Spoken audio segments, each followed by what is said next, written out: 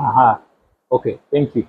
Now, we are talking about our destiny as humanity, where we are going, life after death, if I may call it. Now, this destiny, you said that God gave us the option of choosing where our destiny should be, either heaven or hell. But my question is, why would God risk such an important venture and put it in the hands of human beings with their limited capacity to discern what is right and what is wrong? Why didn't He either choose for us or decide for us, or one day wake up and speak from the clouds and say, this is how it's supposed to be? Why did he have to leave it in the hands of the information that is available being preached by religious people, and then you as a human being, you have to choose from the existing information that you're being given? You see, Is that a risk? yes. One would say that it is a risk, especially if God gave volitional abilities, the ability to choose from right and wrong, to human beings who were already fallen. You see, the people who accuse God, why did God let us be choosing beings, and yet He knew the danger that would come out of from that? Normally forget that God made you a choosing being before you were fallen.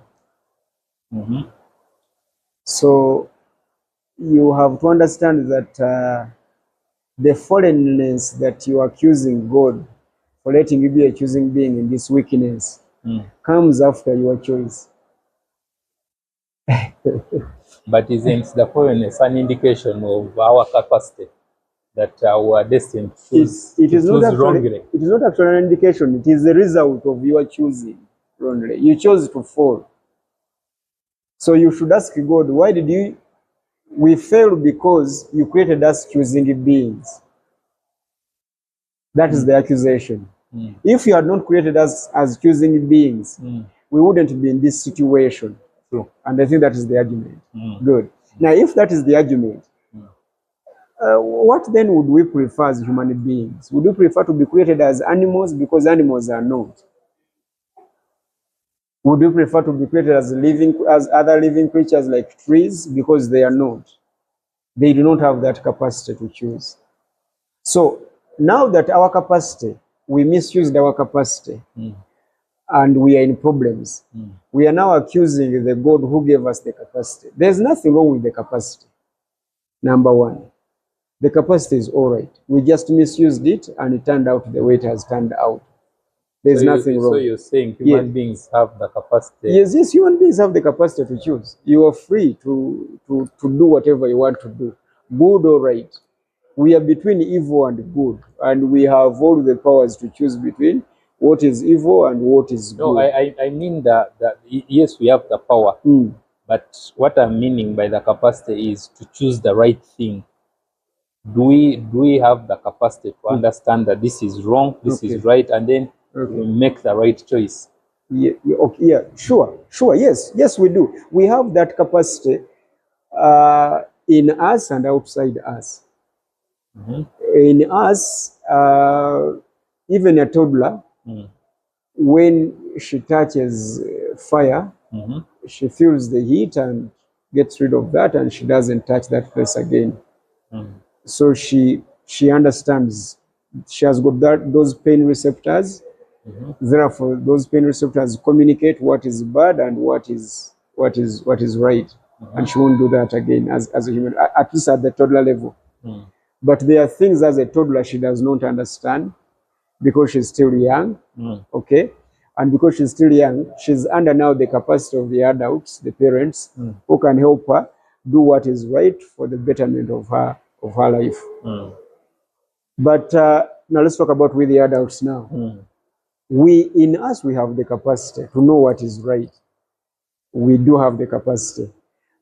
Problem is that we have refused to expose ourselves to the knowledge, to the vast knowledge in the world, so that we can get to tell what is right from what is wrong. Some of us have been indoctrinated, others have been turned into captives of many institutions of learning. And within those containers, our capacity to explore and understand and tell what is right from what is wrong has been limited by those abusive institutions. And this is why we Christians actually encourage people that you were created to know. You should always expose yourself to knowledge again and again and again and again, because the more you know, okay, the more you build your capacity of choosing and actually identifying what is wrong from what is right. So, and in the event that you've chosen wrong and there are consequences, I don't know why we turn the guns to God and say, God, why did you create me a choosing being? Because we should actually be proud that we are created as choosing beings. I wouldn't want to be created as a cow. I love cows so much. I was raised by cows, but I wouldn't want to be a cow. I wouldn't. So there's a capacity in each and every human being to choose what is right from what is wrong. And that capacity keeps growing day by day. By you cultivate feeding it. By you feeding it each and every day, reading books, and not only reading the same type of books or one kind of books. Okay, reading even other philosophies and other positions and other understandings. Moving from one place to another. You were born in Uganda, raised in Uganda, and you die in Uganda. That's wrong. That's not exposure. Go to even other countries, learn other things. Life is broad and vast.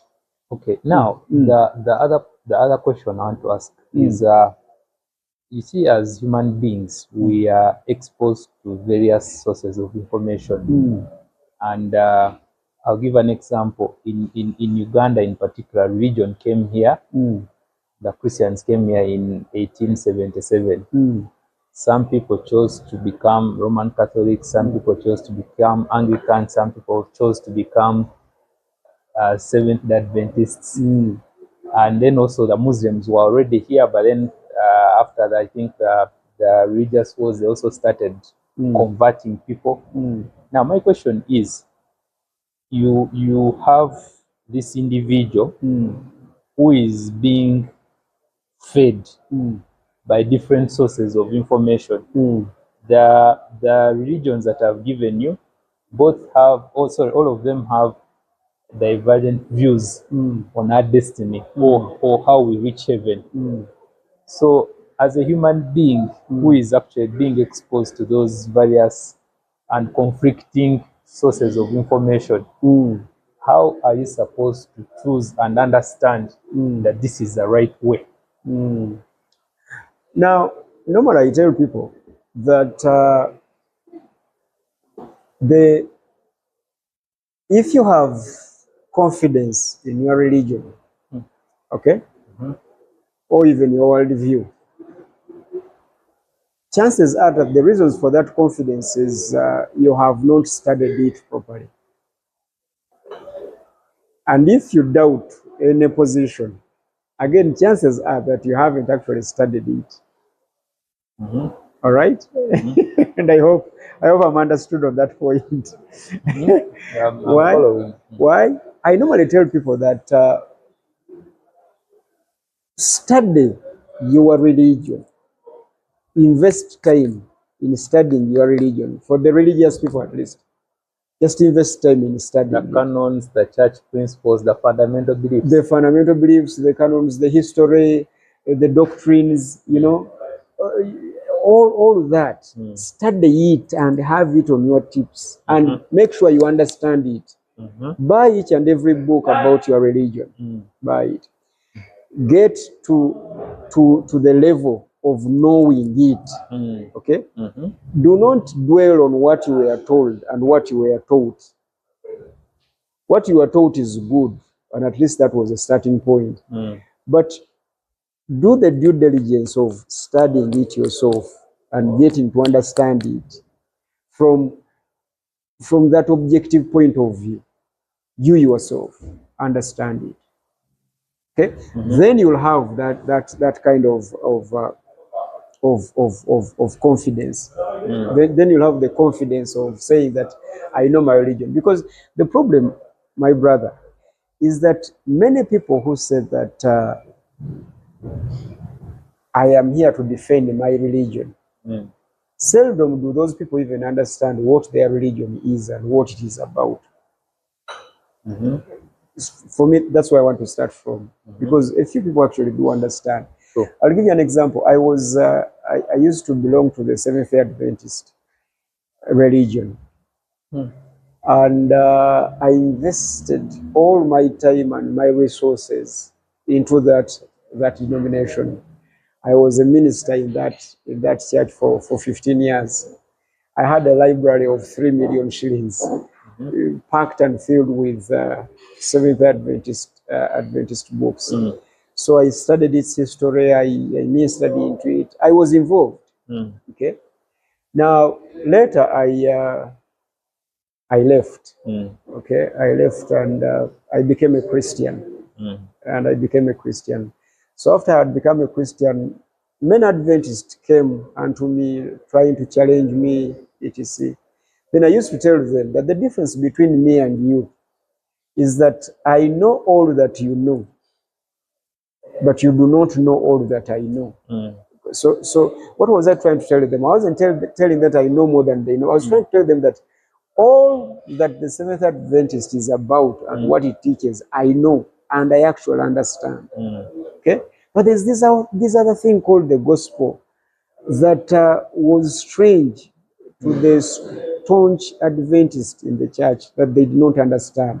So I was begging them, I wish you could also spend, first of all, time to understand Adventism. Because if you understand Adventism, you won't defend it against Christianity. You can't, because it cannot stand. But because they do not understand it, and they are convinced that this is the truth, that is why they are fighting. So this is why I said that it is very important, if you are confident in your religion, to make sure that that confidence is built on your study of this religion. Now, I now come to your question. Because your question is, in a world where there are these divergent views, the Muslims say this is it, the Catholics say this is it, you know, and many other religions, and majority of the Christendom use this book, the Bible, and they have got all their own interpretation. Now, you might not go into the nitty-gritties and the technical things of how to interpret the Bible, what the Bible is, before you even go into those. Let me just give you a general perspective and a general approach of actually saving yourself from all this confusion that we see in the world. First and foremost, the number one thing that you should look for in any religion, okay, is how that religion defines the problem. What does your religion say the problem is? Okay? Now, how that religion defines the problem, okay, will determine and guide the solution that it provides. Maybe you can just give more light on the problem. What do you mean? Yeah, for example, ask me from my position of Christianity. Yes, from your position of Christianity. We Christians argue that the problem, okay, of the world, not of our religion, not of our society, but of the world. The problem of the world is sin. And what we mean by sin is that cosmic power that reverses the creation of God into nothingness. That is the negative energy. The negative energy of the Big Bang that came after 2000. 2.2 billion 2.2 billion years. The scientists call it the negative energy. Yes. Now, well, that is close to what we Christians teach. It is that cosmic power that reverses the entire creation of God into nothingness. So, and what we mean by that is that everything good, isn't it, is reversed and consumed into nothingness by this cosmic power known as sin. So that is the problem. We Christians argue that the problem is not bad manners. The problem is not poverty. The problem is not bad governance, like the politicians say. The problem is not dress code, like Islam will tell you. That's not the problem. The problem is not the diet. The problem is not which day you assemble for worship. That's not the problem. The problem is that cosmic power that reverses the entire creation into nothingness. Actually, that problem, yes, is affecting everyone regardless of your belief. That problem eats everyone regardless of your belief, regardless of your manners. Yes. Because the problem actually eats those who are good mannered and those who are bad mannered equally. That's the problem. The equalizer is death. So when you are in a world where the equalizer is death, the equalizer of good and bad, evil and right, where that equalizer is death, then you get to know that the problem cannot be what we do and what we don't do. You see? So your religion must come to that level of definition. But if your religion says that the problem is how you behave, because most religion, in Christendom, in Hinduism, in Islam, they are teaching good manners. The sum of every religion that I know is teaching good manners. Because they're telling you, behave right and you won't get problems. But we know that well-behaved people suffer cancer. People who are on diet suffer diseases of diet. Okay? So the problem therefore is not good diet, it's not good manners. So how your religion defines the problem, okay, will determine what the solution is. Okay. So these are the challenges that we get in Christianity. When you're preaching Christianity, we're telling people that you can only be saved, okay, by a power which is equal in power with the power of your problem. Greater. Okay, greater. Or at least equal. That's at least, because sin is not our opponent. Sin is the opponent of God. We are just victims of that negative power that reverses everything into annihilation. So until your religion gets the problem correct, it will not get the solution right. It cannot. So the problem with these divergent views of religion, it is because we human beings have failed to define what the problem is. And because we have, all the umbrellas that we are carrying, okay, are misinterpretations of the problem. All your religions have misinterpreted the problem. And this is why you walk miles and miles to go to Namugongo. You walk miles and miles to the Arabic countries, paying pilgrimage. This is why people spend nights praying for Israel, because the blessing is going to come from Israel. This is why people are fasting and praying. We are currently in Ramadan and rain. People are fasting. They are trying to solve a problem. If you ask them which problem, they will start telling you poverty, sickness. But those are not the problem. Those are just children or consequences of the what? Of the actual problem. So when your religion fails to define what the problem is, chances are they will not get the solution right. Exactly. So this is why you see that people are stuck in these religions, because they have failed to sit and observe and look at the world and define what the problem actually is. And until then, we're not going anywhere. Okay. Now the last one, Yes, he talks about information digging. Usually they say that people who get into that process of trying to understand more, they eventually get lost. And some people argue that atheists are the people who read a lot about religion, who are so much informed. But also, you've also mentioned that for you to understand, you need information.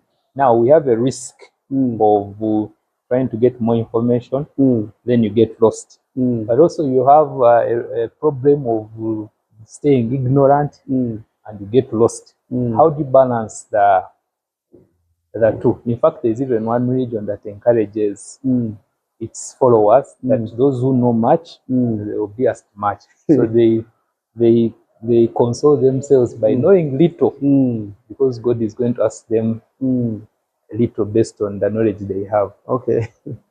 Interesting. So how do you balance the the equation?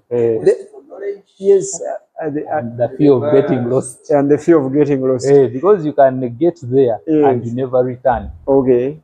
Now, there's a time, you see, you have spent with you quite a while. There's a time we were talking, I don't know whether we're on Zoom or somewhere. You did some studies in risk management, right? Yes. There's a term that you one day talked about where you compare types of risks. There's this risk and there's this risk. So which one is riskier? Which one is riskier? I was looking for that term, but when you remember it, you actually remind me of that term. It's a term in risk management series and studies. What is riskier, if that is an English word? Not knowing and get lost as an ignorant fellow, or knowing so much and get lost with that vast of knowledge? Which one would you go for?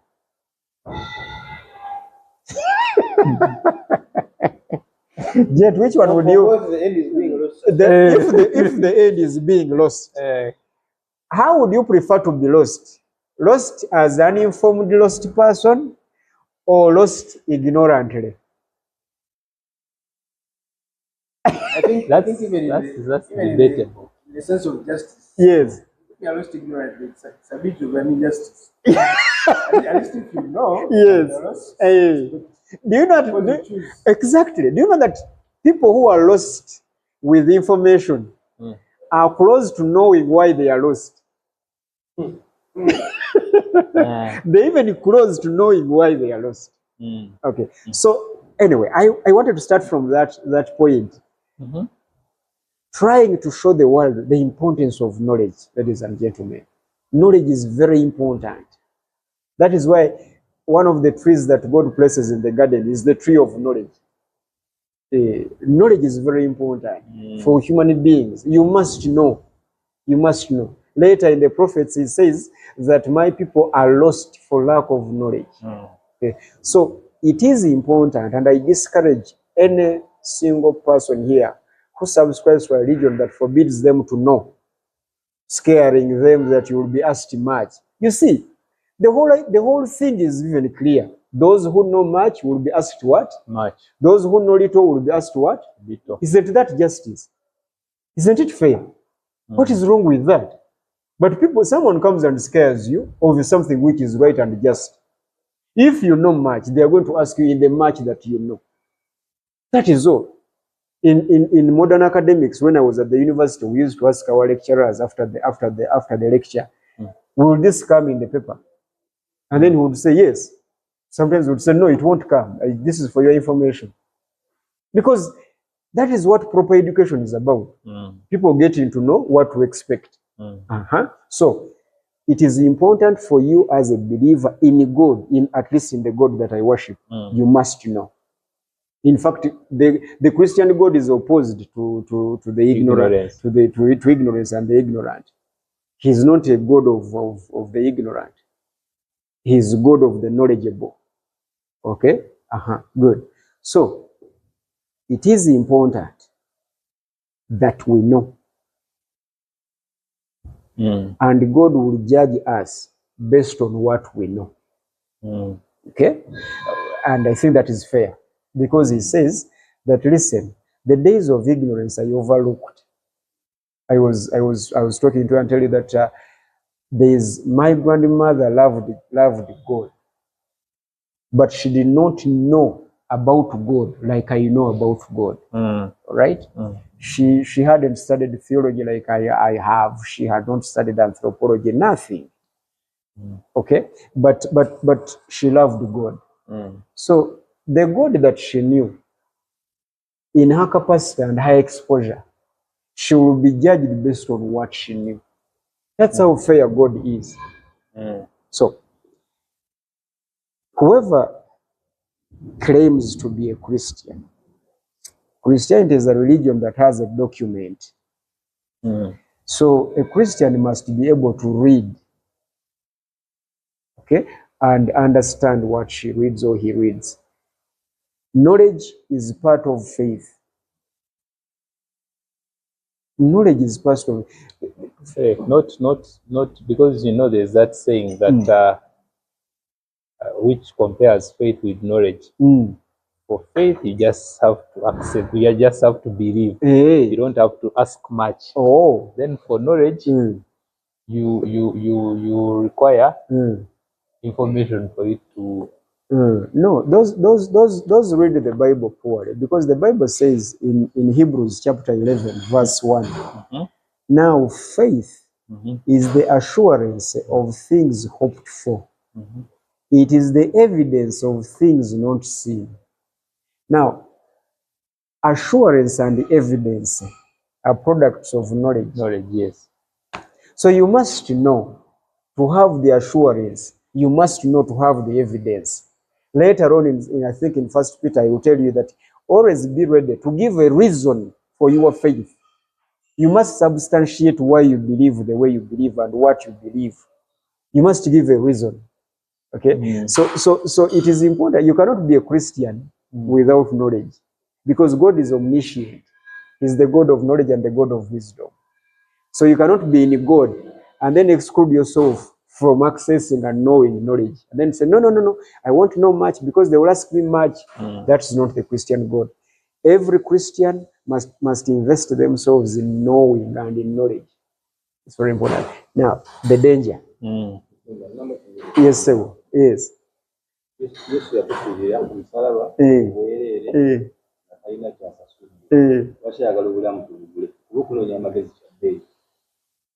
Lwakyagala obulamu tubugule.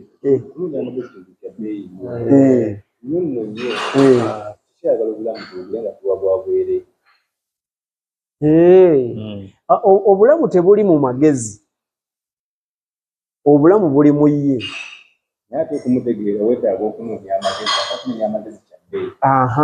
Okunoonya amagezi lwaki kya bbeeyi?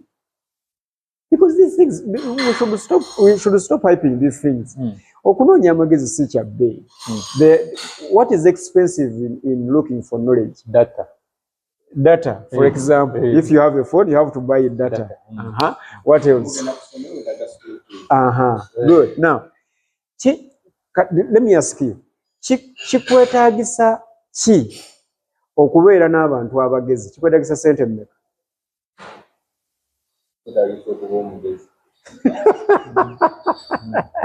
Kubanga Katonda yakuwa omutwe to start with.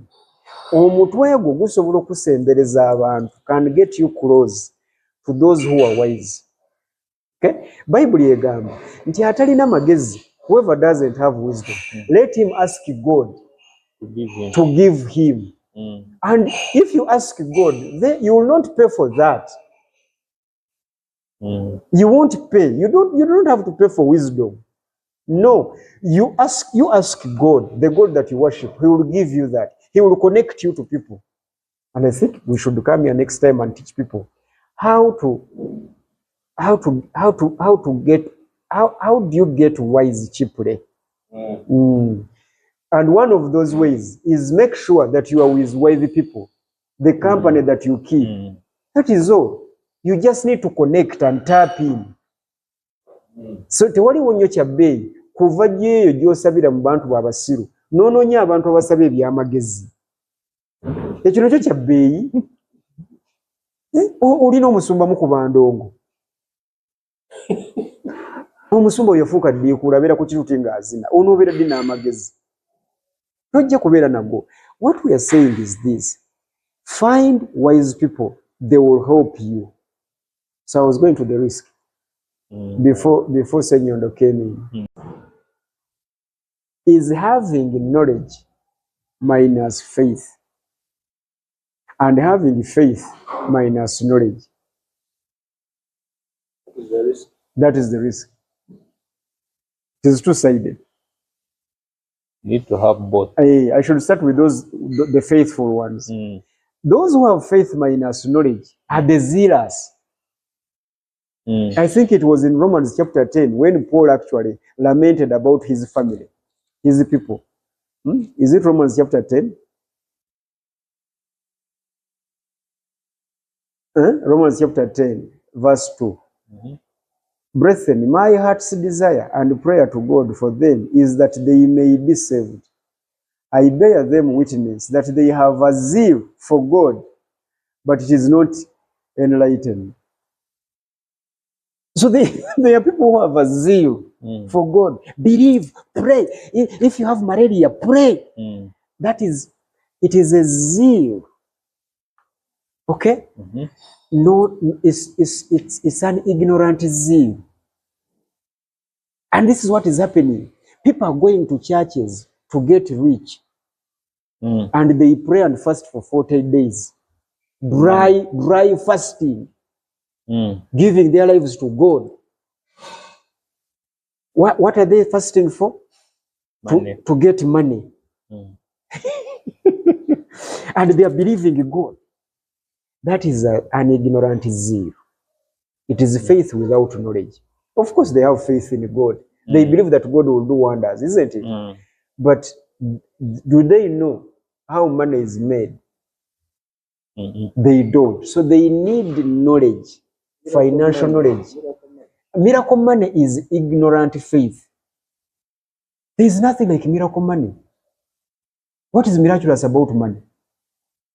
Yes, there and you receive 1 million shillings. From where? Money from heaven. No. Does that money have the label Bank of Uganda? So money from heaven has Bank of Uganda. You a fool. Didn't Jesus get a coin from the fish? That is magic. First of all, are you a magician like Jesus was? Because these things you have to understand. Even the magician gave instructions. He told the guy who was going to get the fish, the first one that you do.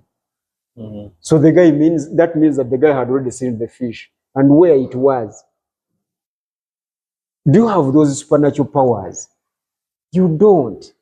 The one who lives in me has The one who lives in you does not need money. Does he need money? no. So you distance yourself from the one who lives in you. Does the one who lives in you contract? It's in me and I'm in him. Why are you my distance? That is the problem. Why are you hungry? Why? But he is food, isn't he food? How can you have food in you? Why are you hungry? Why are you hungry? Is that body life? All these arguments are arguments of stupidity. Why? Because it is faith without knowledge. Okay? So do not go to church to be rich. Go to the workplace. This is what we keep telling people. You have malaria. Don't pray for malaria before you go to the hospital. Go to the hospital. But after I've gone to the hospital, I can pray. You can pray when you are in the hospital. The prayers of malaria are done in the presence of the doctor, not in the presence of the pastor. Your pastor is not a doctor. Recently, I was talking to our psychologist at the fellowship, Davis Wasajja. We had a debate on the chat, and then he called me. Then I told him, Brother Wasajja, every church must have a psychologist. And people must first go to the psychologist before they go to the pastor. Do you understand? Why? Because majority of the problems that the church members are suffering from are psychological issues. They need someone to talk to, an expert in how the human brain works and thinks. So someone has got unresolved issues, psychological issues, and the pastor is laying hands and anointing oil. How is that applicable to the condition of the brother? Let that person go to the psychologist Okay? And then to the pastor. Every church must have a psychologist. That is faith with knowledge.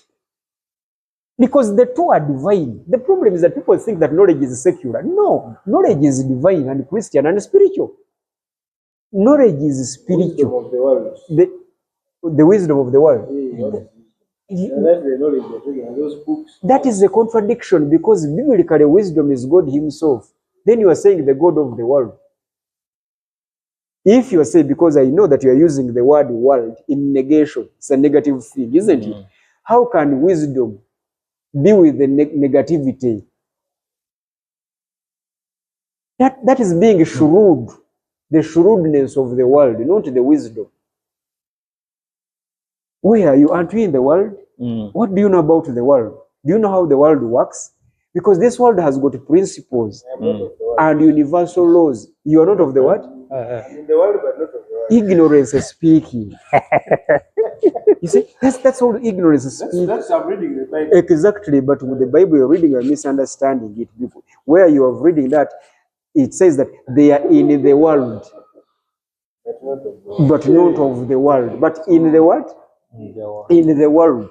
Now that in alone communicates that you must behave like you are in, because you are. You just do not belong to it. Therefore, but you are in it. So the principles and the universal laws actually affect you like they affect any other person, believer and non-believer. So the zeal without enlightenment is a problem. And this is what we are suffering from in many religions. That's a big challenge. Yes. Allah Akbar. Then you explode with a bomb. Then they ask, why are you exploding? I have killed kafirunas. I'm going to Jannah. And I'm going to Jannah. The zeal. The zeal. I am waiting for my 77 virgins. The zeal. Okay? Then you see pastors praying or Christians praying in the church, banging words. And you ask, what are you doing? I'm praying. I am in the spirit. Then they start praying in tongues. The zeal.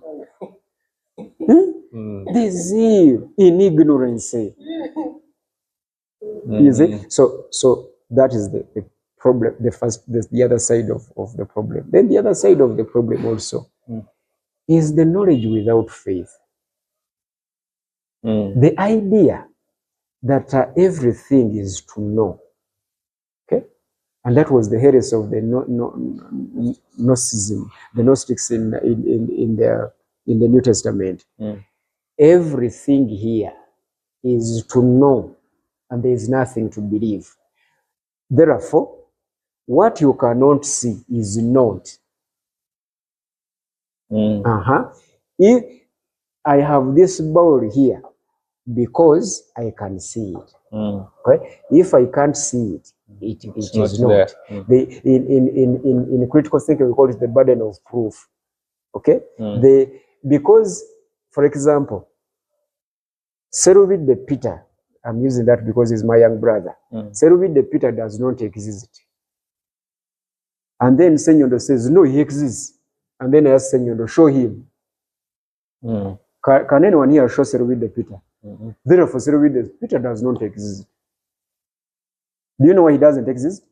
Because we can't see him. We don't do. Do you know someone called Drake Ferguson? So does Drake Ferguson exist? No. No. Why? Why does it exist? I don't know him. So what you don't know does not exist. Why doesn't it exist? Because I don't know it. That also is a problem. The problem of knowledge, and this is what we keep arguing with the atheist. Does God exist? No. Why? Where is he? Where is he? And because you can't see him, he doesn't exist. In other words, the air that we breathe does not exist. Why? We can't see it. You can test it in a lab. Or we can test it in the lab. So whatever is what can be tested in the lab.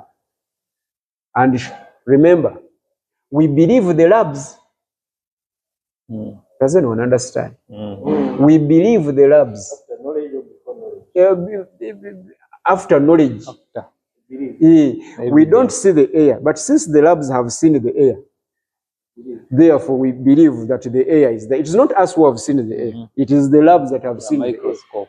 the microscope. So what the microscope sees is Since no one has ever seen God, uh-huh. how can we believe The argument that no one no has one has ever seen? the argument that no one has ever seen God also is problematic because you are speaking for everyone. You show us if you have seen. Because in my microscope, I can show you. Exactly, but you also believe. Are you sure what the microscope has seen is? Yeah, because it is there. They see, but No. you see, But it's not you who has seen it is not you who has it's a seen lab it. technician. It is a lab technician that Who has gives seen you it. the result? Who gives you the result? But Yeah, you I'm trusting believe. him, he went to school. Trust. Now that trust is belief. This is why we trust those who told us that they saw God. So we are one and the same, aren't we? Yeah. So that's the problem. Thank you.